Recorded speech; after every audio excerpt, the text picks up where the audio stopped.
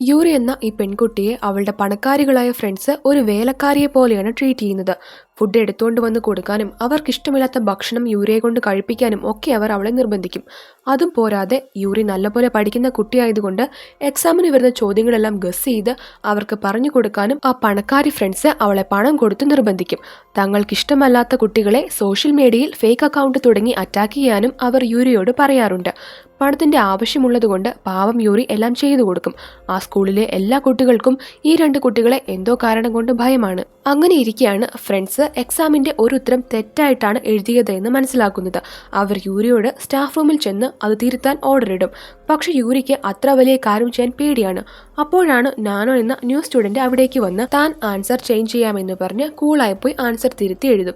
ഇത് കണ്ട് അവർ രണ്ടുപേരും നല്ലപോലെ ഇംപ്രസ് ആകുന്നുണ്ട്. നാനോയെയും അവർ രണ്ടുപേരും തങ്ങളുടെ ഗ്യാങ്ങിൽ കൂട്ടും. പക്ഷെ യൂരിക്ക് അതത്ര ഇഷ്ടപ്പെട്ടില്ല.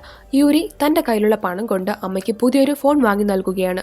അമ്മയ്ക്ക് അത് കണ്ട് ഒരുപാട് സന്തോഷമാകും. നാനോയും ഇതെല്ലാം കാണുന്നുണ്ട്. നാനോ യൂരിയുമായി ഫ്രണ്ട്ഷിപ്പ് ഉണ്ടാക്കാൻ നോക്കും. യൂരിയോട് സംസാരിക്കുമ്പോൾ ആ രണ്ട് പണക്കാരി പെൺകുട്ടികൾക്കും എന്തൊക്കെയോ രഹസ്യങ്ങളുണ്ടെന്നും അത് വെച്ചാണ് അവർ മറ്റു കുട്ടികളെ പേടിപ്പിച്ചു നിർത്തുന്നതെന്നും മനസ്സിലായി. നാനോ അത് കണ്ടെത്താൻ യൂരിക്കൊപ്പം ഒരു പ്ലാൻ ഇടും. അത് കഴിഞ്ഞ് ആ ഫ്രണ്ട്സിന്റെ വീട്ടിൽ പാർട്ടി നടക്കുമ്പോൾ നാനോയും അവിടെയുണ്ട്. ഫ്രണ്ട്സിന്റെ ഓർഡർ അനുസരിച്ച് യൂരിയാണ് അവർക്ക് ഫുഡൊക്കെ കുക്ക് ചെയ്ത് കൊടുക്കുന്നത്. യൂറി പ്ലാൻ അനുസരിച്ച് ഫ്രണ്ട്സിന്റെ ശ്രദ്ധ തിരിച്ച സമയം നാനോ ആ കുട്ടികളുടെ റൂമിലേക്ക് ചെന്ന് അവരുടെ ലാപ്ടോപ്പ് എടുത്ത് നോക്കും. അതിൽ നിറയെ പെൺകുട്ടികളുടെ പേരിലുള്ള ഒരുപാട് ഫയൽസ് ഉണ്ടായിരുന്നു. അതിൽ മീൻ എന്ന ഫയൽ ഓപ്പൺ ആക്കി നോക്കിയപ്പോൾ അതിൽ മീൻ എന്ന കുട്ടിയെ ഈ രണ്ട് പണക്കാരികളുടെ നിർദ്ദേശപ്രകാരം ഒരു പയ്യൻ പീഡിപ്പിക്കുകയാണ്. അതിന്റെ വീഡിയോ ആണ് അതിലുള്ളത്.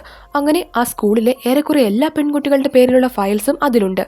ഈ വീഡിയോസ് എല്ലാം പലർക്കും വിറ്റ് ഈ കുട്ടികൾ നല്ല പണം വാങ്ങുമായിരുന്നു. ആ വീഡിയോ ഷൂട്ട് ചെയ്യാനായിട്ട് ഒരു റൂം തന്നെ അവർക്കുണ്ടായിരുന്നു.